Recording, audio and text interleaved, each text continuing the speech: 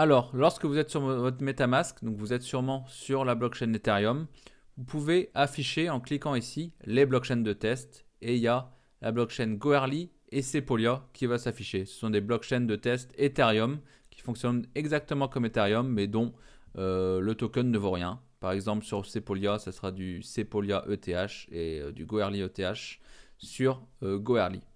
Donc, c'est les deux blockchains de test d'Ethereum utilisées à ce jour.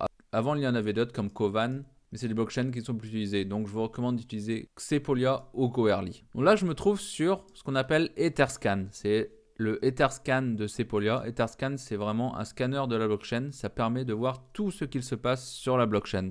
Toutes les transactions. On peut même se rendre sur les wallets des personnes. Ici, je me rends sur le wallet. On pourrait voir combien de tokens il possède. On voit toutes les transactions de ce wallet. Vous pouvez utiliser votre wallet. Donc voilà, si je copie ici, que je mets dans l'adresse, je peux accéder à mon wallet et voir combien, par exemple, là on voit que j'ai des tokens. On voit ma balance en Ether, donc en Sepolia Ether, parce que je suis sur la blockchain Sepolia. On voit mes interactions avec des smart contracts. Lorsqu'on se rend ici sur l'adresse d'un smart contract, on peut voir que ici c'était un token.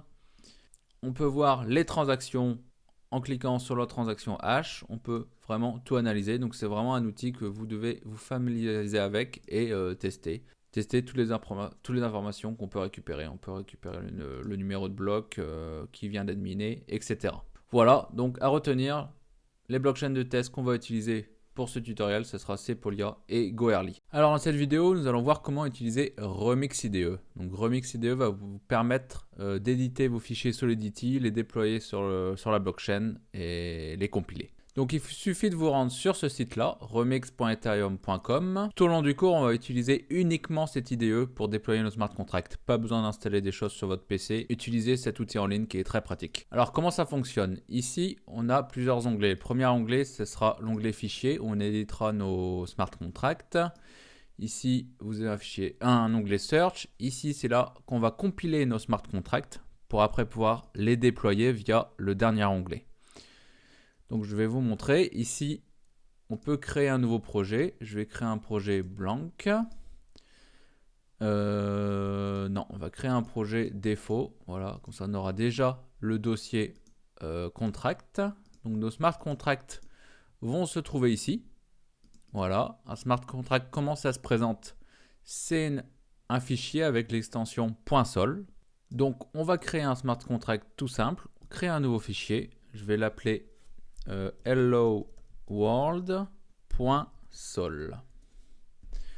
Alors, comment on définit un smart contract? Il faut tout d'abord renseigner un pragma, donc la version de Solidity qu'on va utiliser pour compiler notre smart contract. Pour ça, il faut écrire pragma solidity et la version que vous souhaitez. La dernière, par exemple, c'est 0.8.17. Ensuite, il faut nommer notre smart contract. Donc, on marque contract. Je vais l'appeler hello world. Pour ceux qui connaissent un peu la programmation, c'est une classe en fait. C'est tout simplement une classe. Ensuite, on aura tout notre code dans le smart contract. Pour l'exemple, je vais juste créer une variable. On reviendra plus tard sur la prochaine vidéo ce que sont les variables, comment les utiliser, tout ça. Mais ça, c'est pour vous montrer. On va marquer hello world. Et on finit toujours par un point virgule. Voilà, notre premier smart contract est créé. Lorsqu'on a notre smart contract ici, il suffit de se rendre sur le compiler. On choisit la version ici qu'on a utilisée, donc la 0.8.17. On compile notre smart contract est compilé.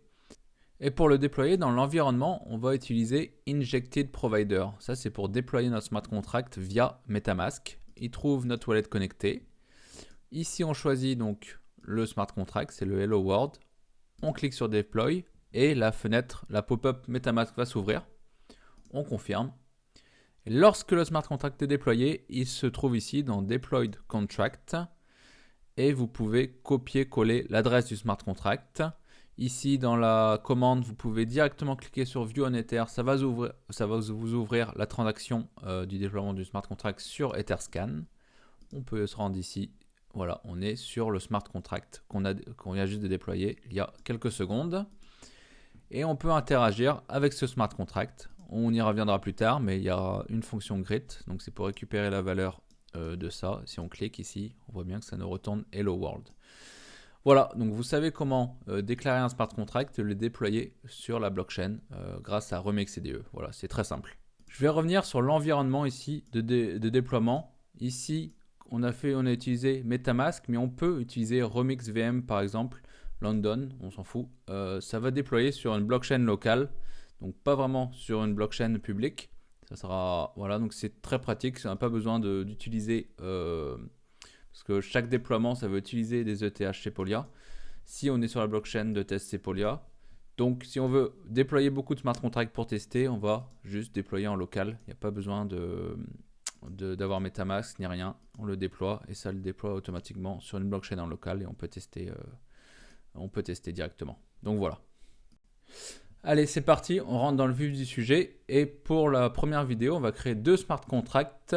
Un smart contract counter, donc j'ai créé un fichier counter.sol et un smart contract simplestorage.sol. Voilà, vous pouvez retrouver les smart contracts, il y a les liens en bas vers les fichiers sources qui sont sur mon GitHub. Donc vous pouvez récupérer le code si vous le souhaitez directement sur le GitHub. Alors, ce premier smart contract, il y aura juste une variable qu'on va nommer en public. On va la nommer count et cette variable sera un uint, c'est-à-dire un entier non signé. Donc un entier qui sera tout le temps positif. On va créer une fonction pour pouvoir l'incrémenter. Donc voilà, une fonction, ça se nomme comme ça. On l'a appelée increment, on la met en public pour qu'on puisse l'appeler depuis l'extérieur du smart contract. Et on incrémente count de +1. Pour decrement, on ferait exactement pareil. Voilà, notre premier smart contract simple, on va le tester, on va déployer directement sur la blockchain locale. On peut récupérer count parce qu'il est en public, donc on peut directement récupérer sa valeur en appelant count. On peut incrémenter sa valeur en appelant increment, donc si on récupère, il devrait être à 1. On reclique, on voit que ça marche, c'est un incrément de 1. Et si on fait décrément, la valeur de count est repassée à 1. Donc on voit que nos fonctions fonctionnent bien. Maintenant, on va créer une autre fonction qui va recevoir un argument, number, et on va incrémenter count de ce nombre. Comment faire? Donc pareil, on recrée une fonction et cette fonction reçoit en argument un nombre qui est un uint. Et on va juste faire pareil et on va incrémenter count du nombre qu'on reçoit. Donc je vais tester. On va redéployer.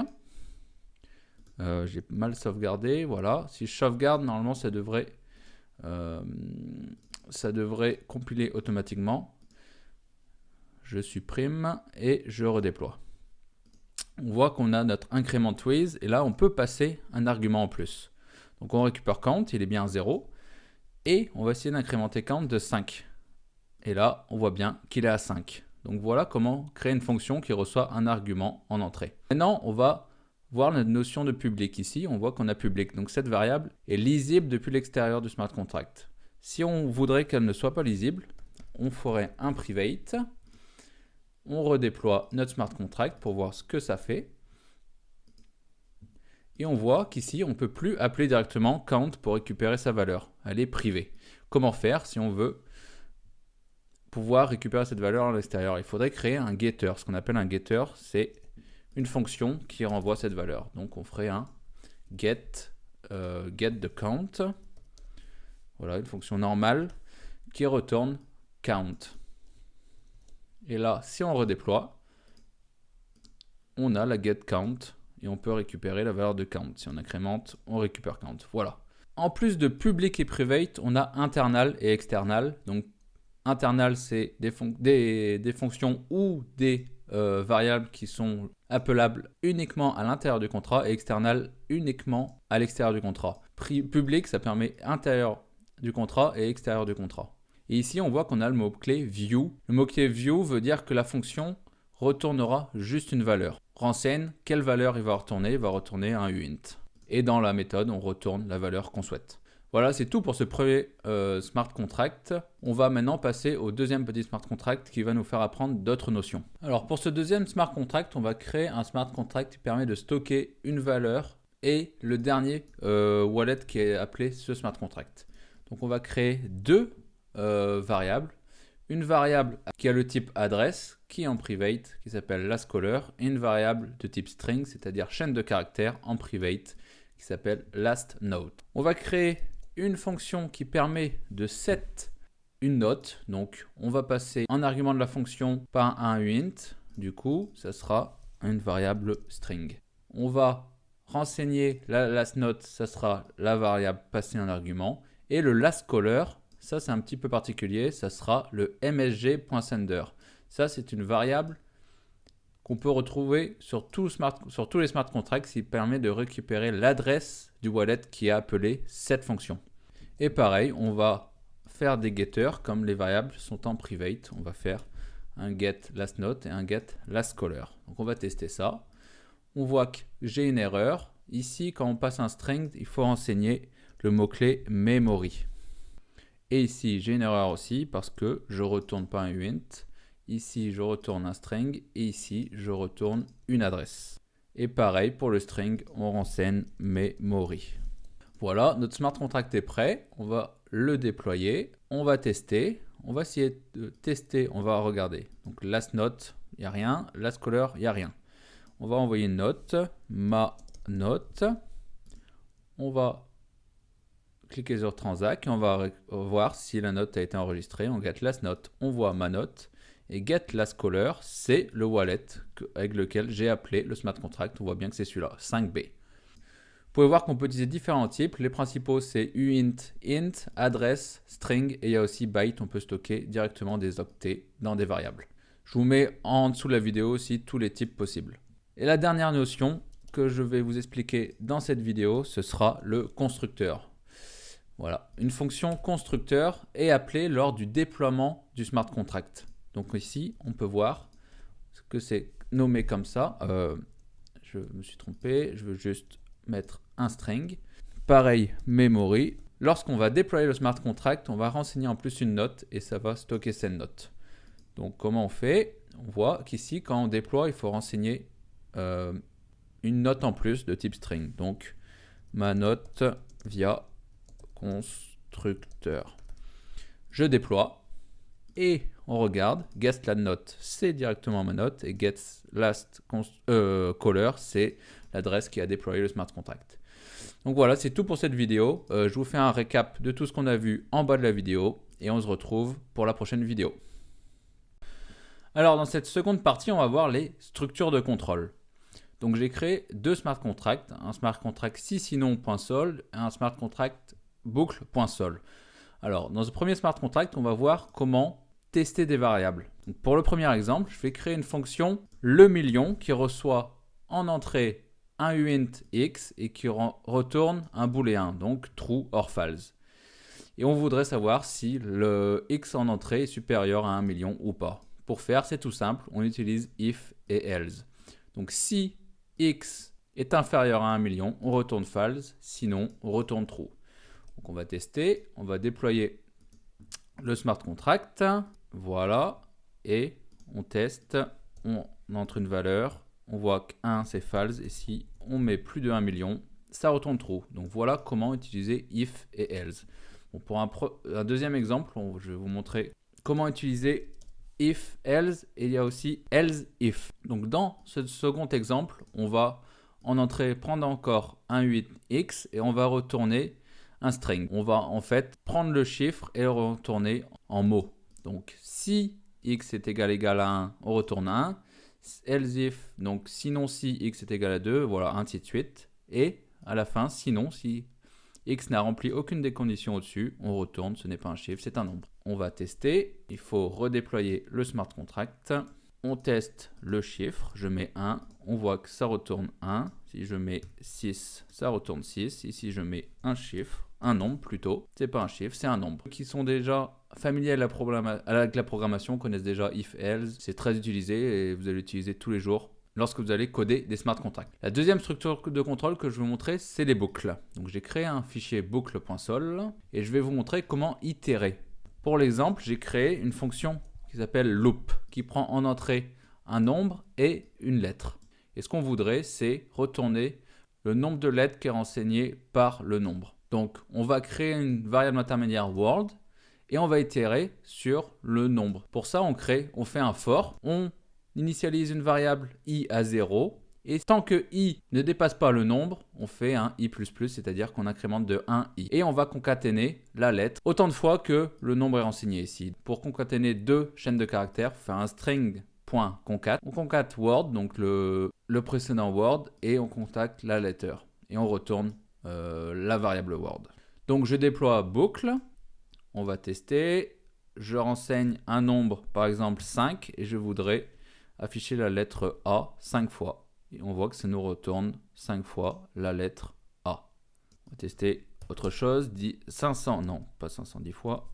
10 fois la lettre A, la chaîne de caractères A, B, C. Et on voit que ça nous retourne ABC, ABC, ABC, ABC 10 fois. Donc voilà comment utiliser for pour créer des boucles. Pareil, vous allez l'utiliser au quotidien si vous déployez des smart contracts. Voilà, c'est tout pour ce petit chapitre. C'est vraiment pour ceux qui ne connaissent pas la programmation et pour ceux qui n'ont jamais écrit en Solidity, voilà comment utiliser for et comment faire des conditions. Je vous mets le récap comme d'habitude en bas de la vidéo. Allez, c'est parti pour les tableaux, les mappings et les structures. Alors on va commencer par les tableaux. Pour ça, j'ai créé un smart contract ArrayStorage qui va stocker des notes.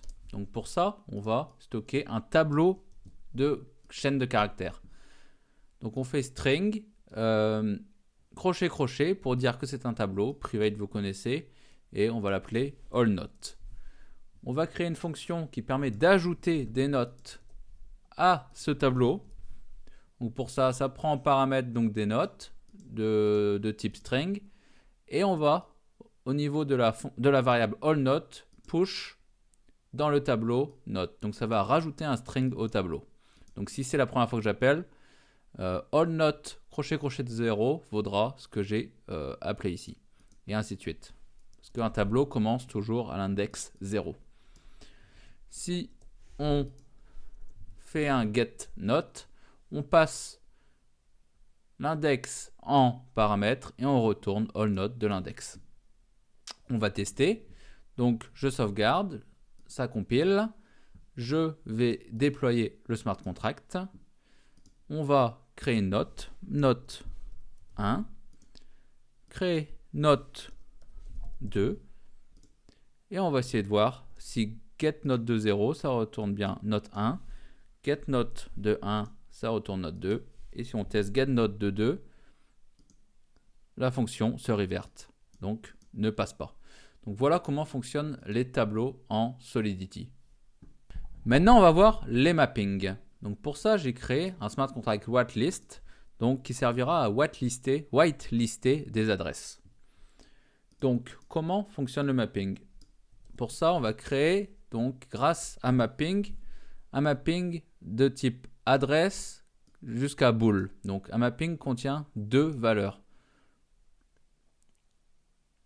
Deux types de variables. Donc ici, ça va mapper une adresse à un booléen, donc true or false, et le nom du mapping. Alors on va essayer d'ajouter via une fonction une adresse au mapping. Ça fonctionne un peu comme les tableaux, mais différemment. L'index, en fait, sera pas 0 ou quelque chose. Ici, ça sera l'adresse directement. Donc il suffit de faire le nom du mapping, entre crochets l'adresse qu'on veut whitelister, et on passe la valeur à true. Donc si c'était un uint, on aurait pu mettre 0, 1, 2, 3, voilà. Donc là c'est un booléen, donc on met true. On va créer une fonction verifyAddress qui va permettre de vérifier si une adresse est whitelistée. Donc on va passer l'adresse, et si au niveau du mapping on récupère quelque chose, on retourne true, sinon false. Alors on va tester, je vais déployer le smart contract whitelist, on va whitelister une adresse, donc mon adresse ici par exemple, add whitelist, on va tester de vérifier si cette adresse est whitelistée, on voit que cette fonction verifyAddress me retourne true. On va tester avec une autre adresse, on va tester là, verify, retourne false sur celle-là. Si je la whitelist et que je réappelle, retourne true. Donc voilà, notre fonction de whitelist fonctionne bien. Voilà comment utiliser le mapping. Donc comme je vous ai dit, un mapping prend deux types. On aurait pu mettre uint adresse, adresse string, voilà, ce que vous voulez. Et maintenant, je vais vous montrer comment fonctionnent les structures. Donc pour ça, on va modifier un peu ce array storage. On voudrait que chaque note puisse sauvegarder l'auteur de la note. Donc pour ça, on va créer une structure qui comprend deux types de variables. Donc ça marche comme ça. Bon là, je l'ai appelé AmazingNote, vous le nommez comme vous voulez. Donc struct, le nom de votre structure. Et à l'intérieur des crochets, vous mettez les types de données que comprend cette structure. Ici, on aura donc chaîne de caractères note et une adresse auteur. Et pareil que array storage, on va créer un tableau. Là, ça ne sera pas un tableau de string, ça sera du coup un tableau de ma structure. Donc un tableau d'AmazingNote. Comment rajouter une note à ce tableau de structure? On crée la fonction setNote qui prend donc comme avant la note. Avant de push dans le tableau notre note, il va falloir créer l'objet AmazingNote. Là, je l'ai nommé myAmazingNote. Et on fait ça comme ça. On nomme la structure et entre parenthèses, on passe les deux paramètres. Donc on voit qu'on a besoin d'une chaîne de caractères note, donc c'est celle-là, et l'adresse de l'auteur, donc ça sera le msg.sender, donc l'adresse qui appelle cette fonction. Et on push directement cette structure dans notre tableau d'AmazingNote. Et pareil, on va faire un getNote qui ne va pas retourner qu'un string, il va carrément retourner notre structure. On va tester. Je vais déployer ça. Je vais mettre une note 1, cette note. On va regarder à l'index 0. On voit que ça nous retourne le tuple note 1 et l'adresse de l'auteur. Donc on voit bien que j'ai déployé avec ça. On va tester avec un autre smart contract 5b. On va marquer note 2. Et si on cherche dans le tableau à deuxième index, donc l'index 1, note 2 et l'adresse du caller. Voilà. Voilà, c'est tout pour les arrays, mapping et structure. Alors maintenant, on va rentrer dans les choses vraiment spécifiques au smart contract. On va manipuler des ethers, donc manipuler de l'argent sur les transactions. Avant ça, il faut savoir qu'un ether possède 18 décimales, c'est-à-dire qu'on peut avoir 18 chiffres après la virgule. Et que toutes les transactions sur la blockchain sont effectuées en Wei. Un ether correspond à 10 puissance 18 Wei. Donc si on veut transférer un Ether, par exemple, on devra renseigner cette valeur-là en Wei. Maintenant que vous comprenez la différence entre Wei et Ether, on va créer ce qu'on appelle un vault, pour la traduction, un coffre-fort. Ce qu'on veut faire, c'est que les personnes puissent envoyer de l'argent sur ce coffre-fort et puissent le retirer quand ils veulent. Donc pour ça, on va créer un mapping adresse uint pour la balance, pour cette adresse possède tant de Wei, tant d'Ether. Voilà, et on va mettre une valeur uint du total d'argent qu'il y a sur ce coffre-fort. On va vouloir déposer de l'argent, des Ethers. Donc on va créer une fonction deposit qui sera publique et qui possédera le mot-clé payable, c'est-à-dire qu'on peut envoyer de l'argent sur cette fonction. On va remplir la balance de cet utilisateur en faisant msg.sender qu'on a déjà vu.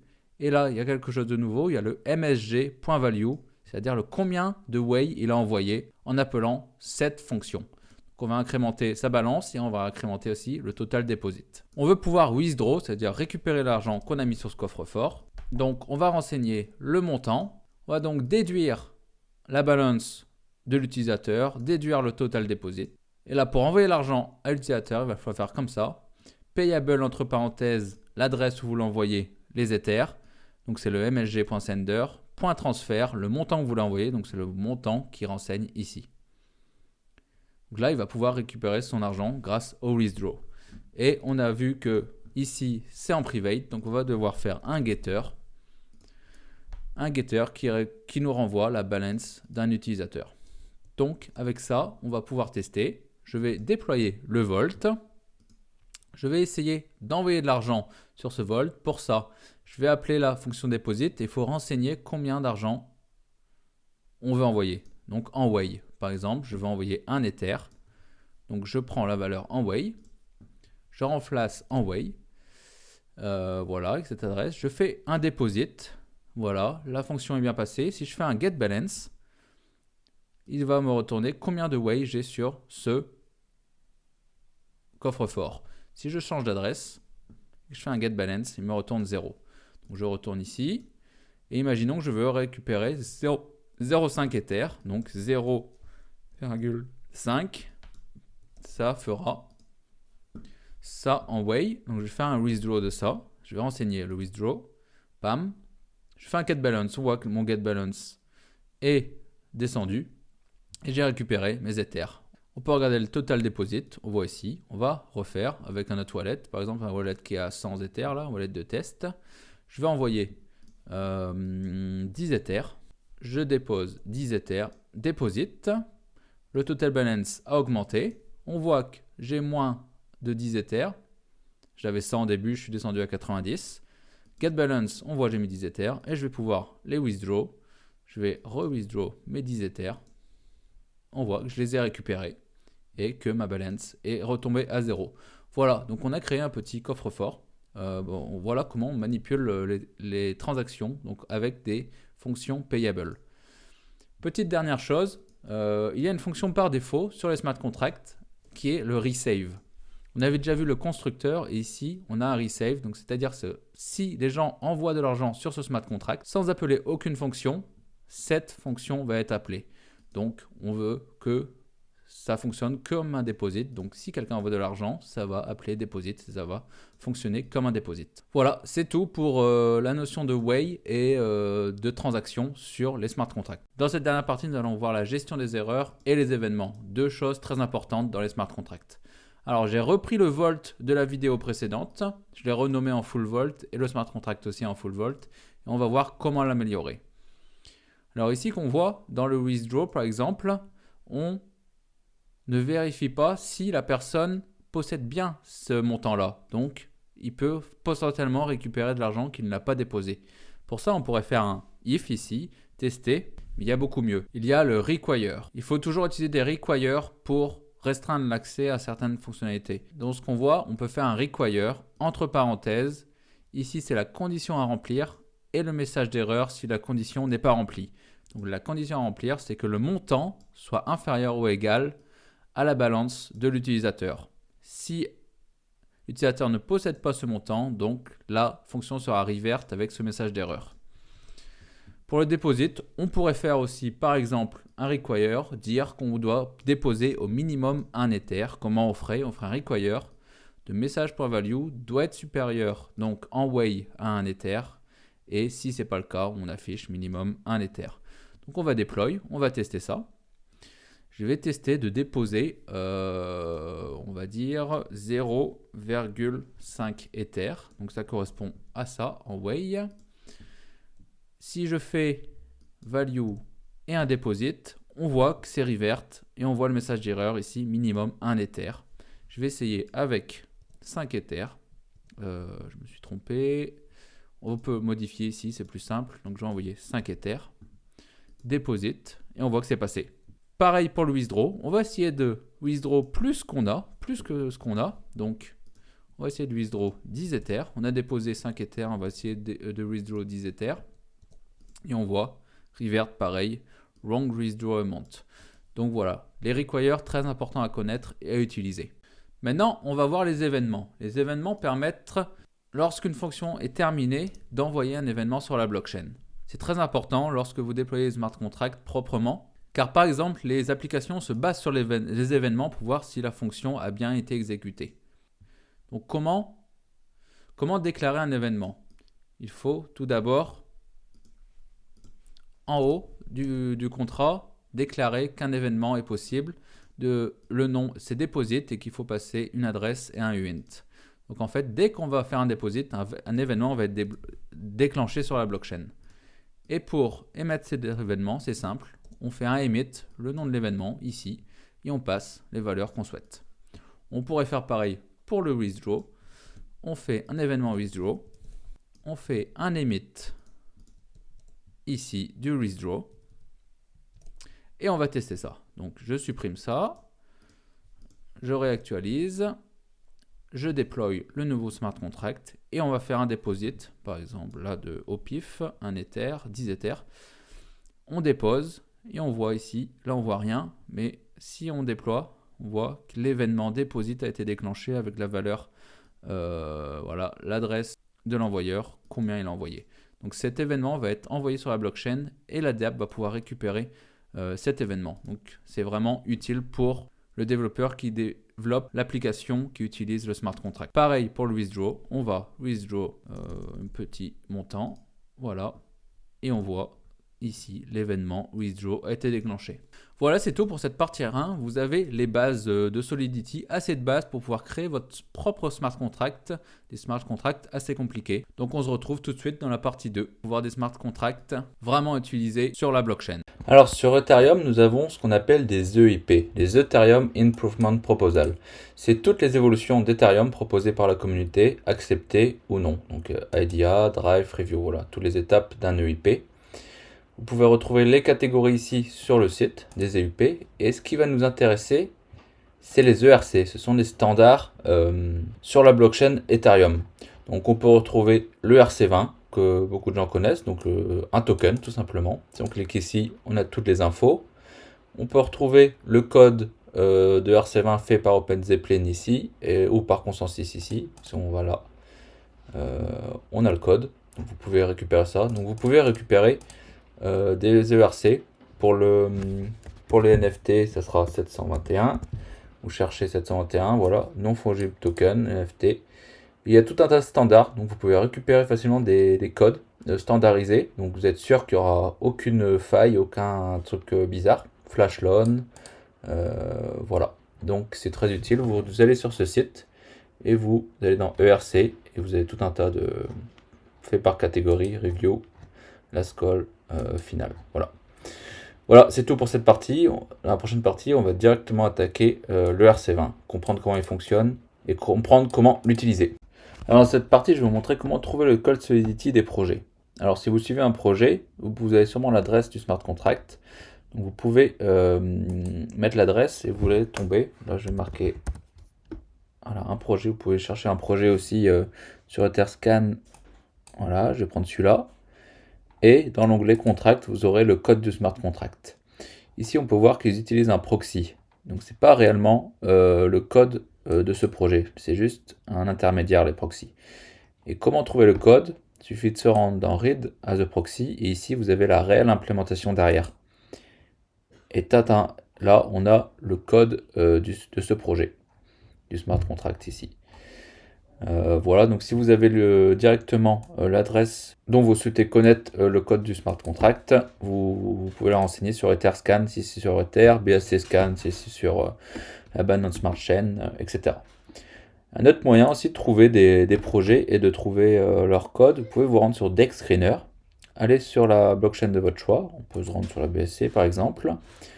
Ici vous avez dans les dernières 24 heures, les transactions, donc vous pouvez choisir un projet au pif qui a une liquidité assez haute. Prendre celui-là par exemple. Et vous pouvez directement trouver le code. Bon, ça va être sûrement un token. Donc ici, vous avez le code du token. Tac. Et pareil, s'il est vérifié, vous avez accès au smart contract directement ici. Bon, c'est juste un token, en fait, ERC20.